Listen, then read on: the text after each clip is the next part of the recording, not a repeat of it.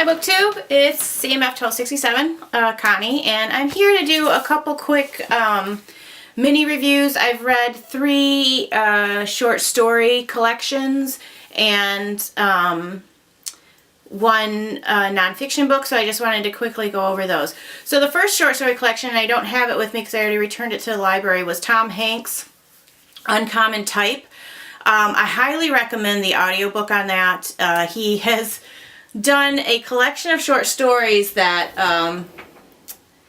when I read it, it says there's like a central theme of a typewriter, but it's not a typewriter.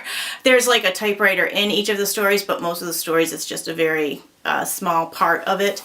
But he's got a couple short stories that contain the same characters in it, and I really liked the characters that were in it. I think the first short story was probably the strongest. But it has his wit and bite that you see if you've ever seen him in interviews. I think he does a fantastic job narrating. Obviously, he wrote them. So, you know, I recommend that, especially if you're like me and you're not like a huge fan of short stories. But yeah, I think that the first short story was probably the strongest.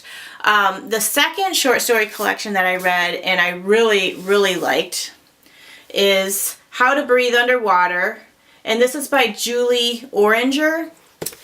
This short story collection, you know, in short stories they don't have a lot of time. Some of them are only 10, 15, 20 pages long. You know, the longer ones might be up to 50 pages, but you don't have a lot of time to like put together plot or things like that, so they really have to kind of develop the characters quickly. I really enjoyed this short story collection. There were a couple, you know, it dealt with mostly with families and with children, and even some of them made me very uncomfortable as far as like the actions of the children and what the children did. But it deals with kids that sometimes are dealing with bad things, like, you know, a parent who is dying of cancer or a parent who had already passed away, and things like that. So anyways, I really enjoyed her short story collections. I thought that they were strong all the way through. A couple obviously were stronger than others, but I did enjoy that short story collection. And now I probably have a few minutes left on this last short story collection, but I think I've read enough of it. I'm on the very last story, and second to last, but I listened to the last one last night. It's Her Body and Other Parties, and it's by Carmen Maria Machado.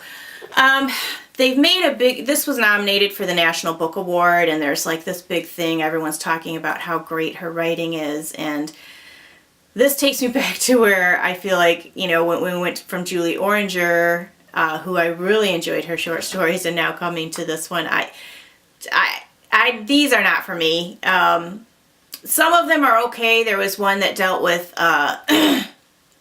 there's one that dealt with, like a virus that's taking over at least the United States. I don't know if it's taking over the earth and people are running from it. She's a little bit too explicit for me in her sex descriptions, and even some of her descriptions. There was another book I read this year that as a whole I liked it, but there were portions of that book that really made me uncomfortable, and maybe that's the point. Maybe that's why people are talking about this so much, that it's, you know, makes people uncomfortable. But like here, she says, we marry in April on an unseasonably cold afternoon. He sees me before the wedding in my dress and insists on kissing me deeply and reaching inside of my bodice. He becomes hard, and I tell him that I want him to use my body as he sees fit. I rescind my first rule, given the occasion. He pushes me against the wall and puts his hand against the tile near my throat to steady himself. His thumb brushes my ribbon. He does not move his hand, and as he works himself in me, he says, I love you, I love you, I love you. I do not know if I am the first woman to walk up the aisle of St. George's with semen leaking down her leg, but I imagine that I am. So, you know, I don't know. That the stories were okay. They are stories that aren't like, you have to think about what she's trying to say to you.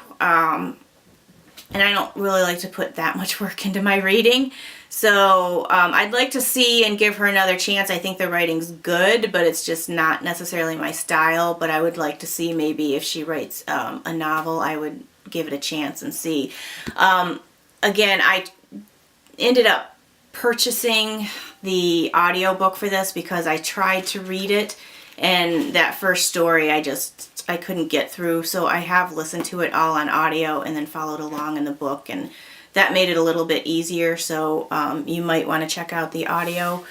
And then I read another book, nonfiction book. It's Killers of the Flower Moon, and it's The Osage Murders and the Birth of the FBI by David Grann. I highly recommend this book. This book is about the Osage Nation back in the 19-teens into the 20s and early 30s. And the Osage were pushed onto a reservation of land that the United States government thought was worthless, and then it ended up that they were sitting on a ton of oil.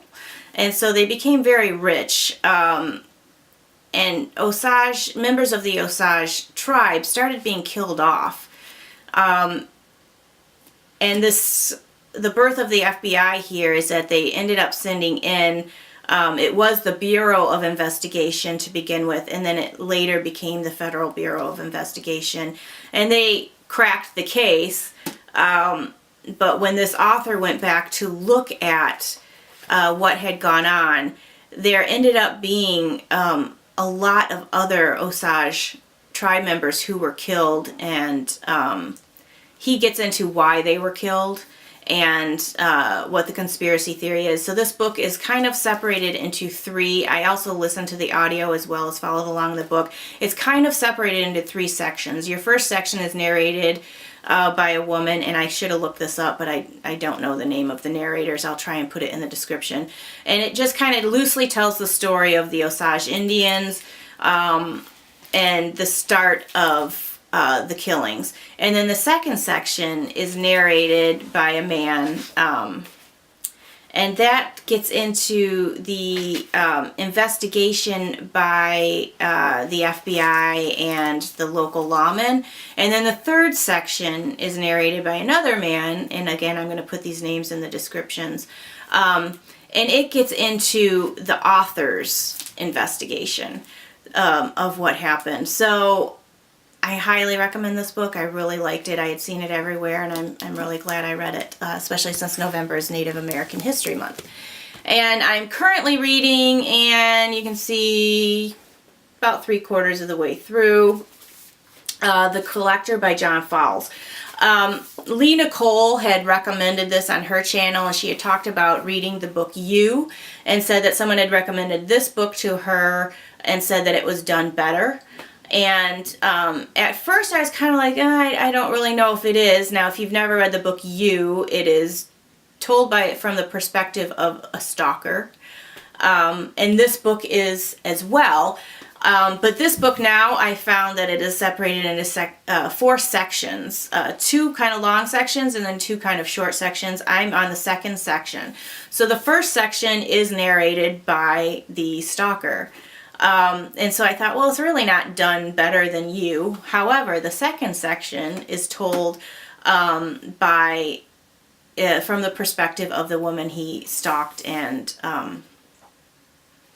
his object of his affections. So it's her perspective of what's going on. And then I think the last 2 sections go between, one will be back to him, and then probably the last one may be hers. I'm not 100% sure. But I think getting her perspective on this has made it a much better story than just how You was done. So anyways, those are my quick reviews and just coming in for a little chat, and I hope everyone has a great week, and I will talk to y'all later. Bye!